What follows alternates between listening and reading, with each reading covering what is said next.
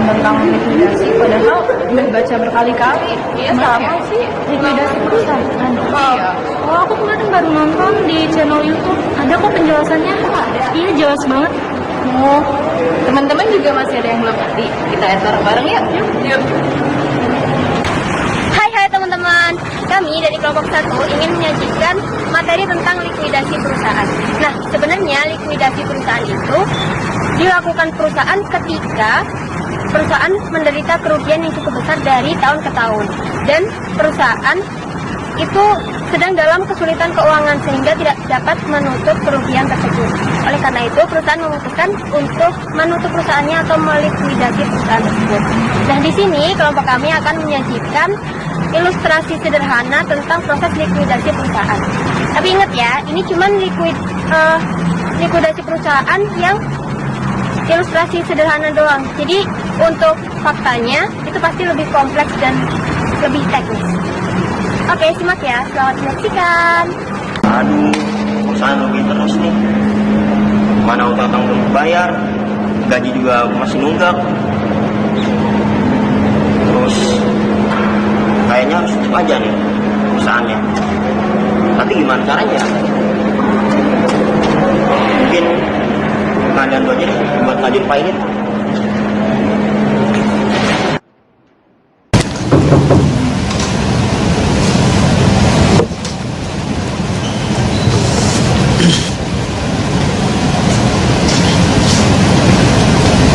Selamat pagi Pak. Selamat pagi Pak, silakan duduk. Ya.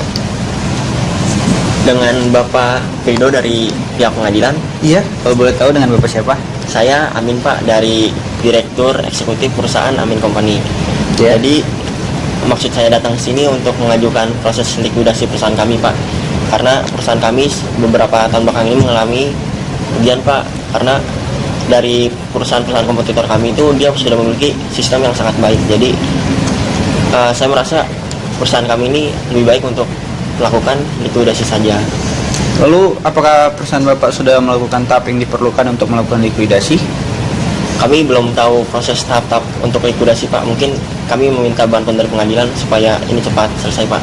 Nah, yang pertama kali yang dilakukan itu harus membuat statement of affairs berdasarkan nilai realisasi bersih untuk aset dan mengkategorikan tingkatan klaim. Berikut merupakan statement of affairs dari Amin Company. Nah, di bagian aset itu digolongkan menjadi 3 bagian, yaitu yang pertama, aset yang digunakan untuk menjamin liabilitas secara penuh atau fully secured. Lalu aset yang digunakan untuk menjamin liabilitas secara sebagian atau partially secured. Dan free asset, yaitu aset yang tidak digunakan untuk menjamin liabilitas apapun. Lalu untuk sisi liabilitasnya, itu terdiri dari liabilitas yang dijaminkan secara penuh oleh aset atau fully secured, liabilitas yang dijamin secara sebagian oleh aset atau partially secured, dan di sini ada liabilitas yang mendapatkan priority claims, dan yang terakhir ada liabilitas yang tidak dijaminkan atau unsecured. Dari total balance liabilitas ini lalu kembali ke total balance aset, dan apabila ada selisih maka saldo balancingnya adalah estimated deficiency sebesar selisihnya. Saldo balancingnya adalah estimated deficiency.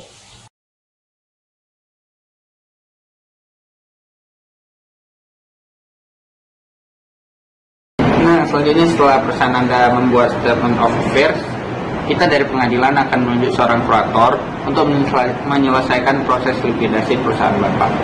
Nah, sebentar saya akan panggil kuratornya. Belandai, silakan masuk ke ruangan. Selamat siang Pak. Selamat siang. Silakan duduk. Nah, ini Pak Min dengan Bu Nandai. Ya.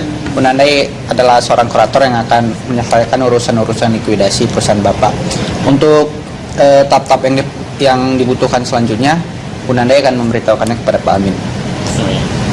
Jadi Bu Nandai, ini ada laporan mengenai aset-aset yang masih kami miliki, serta masih ada utang-utang yang masih belum kami lunasi juga. Mungkin Bu Nandai bisa membantu kami supaya melunasi utang-utang yang masih kami miliki, dan menjual aset kami untuk menutup hutang kami itu. Nah, tadi kan hakim udah nunjuk seorang kurator dan perusahaan menyerahkan laporan keuangan beserta statement of affairs dari perusahaan kepada sang kurator. Atas transaksi penyerahan awal ini, kurator membuat jurnal sebagai berikut.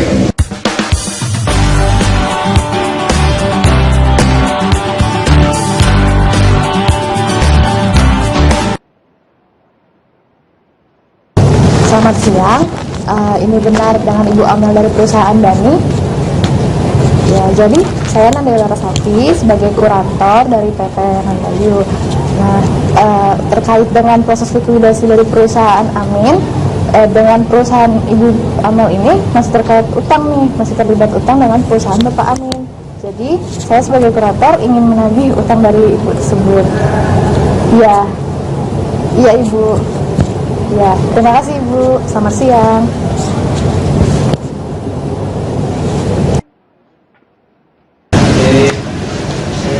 Dengan Ibu Nandayu? Iya. Iya, saya dari PT Bani. Ini terkait dengan utang-utang dari PT Amin. Oh, iya. Ibu Amel ya? Iya. Terima kasih Ibu. Oke, saya lulus ya. Iya.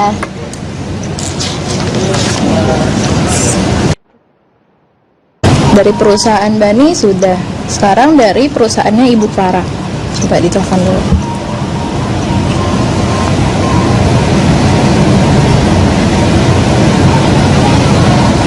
Nomornya udah nggak aktif. Coba deh ke perusahaan Bapak Amin deh. Selamat siang Pak Amin. Terkait dengan perusahaan Ibu Clara, ternyata nomor sudah tidak aktif. Ya, apakah Bapak punya alamatnya? Iya Pak. Oh iya. Iya Pak. Terima kasih Pak.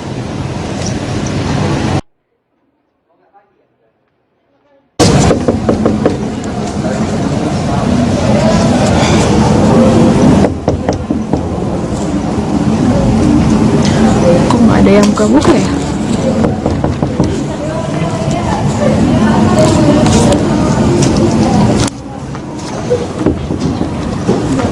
Siapa ya Bu? Apa ini benar perusahaannya Ibu Clara? Iya, namanya perusahaan. Iya. Kok? Iya. Udah tutup Bu perusahaannya. Tutup. Iya. Oh, Pindah gitu ke luar negeri ya. sekarang. Kemana ya Bu? Tahu nggak ya? Ke Thailand sih, Thailand ya. Jauh juga. Oh ya udah, makasih ya Bu. Jadi teman-teman, dari adegan tersebut dapat kita ketahui bahwa masalah yang dihadapi oleh kurator ada seperti debitur tidak diketahui keberadaannya dan juga debitur mengalami masalah keuangan yang sama. Dari kondisi ini, kurator akan melakukan penjurnalan seperti berikut.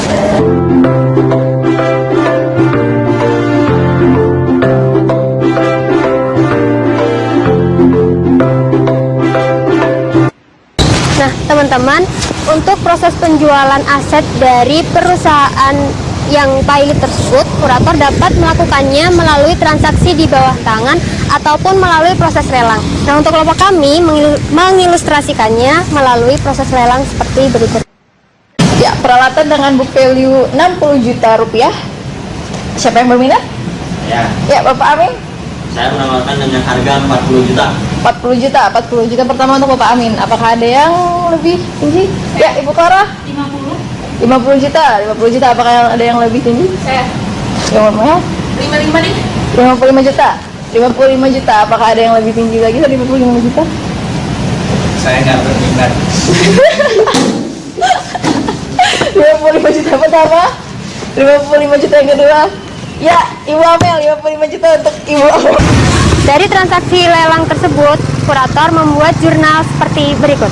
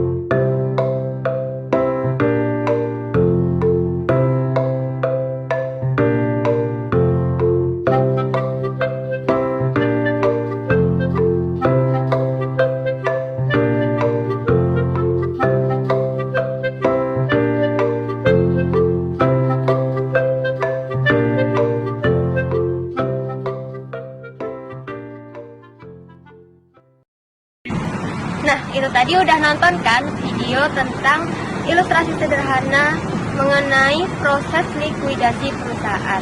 Semoga dari yang belum paham jadi paham ya. Jangan lupa untuk saksikan kami di video-video selanjutnya.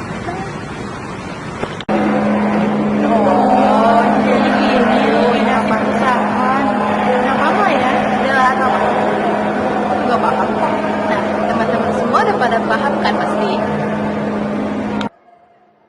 Hai guys, kita dari kelompok 1, saya Putar Manto, saya Muhammad Ismanamin. Saya Isna Wisnawati. Saya Nanda Wilara Santi. Saya Kuliah Uning. Saya Farah Raja Fora Panitra. Terima kasih sudah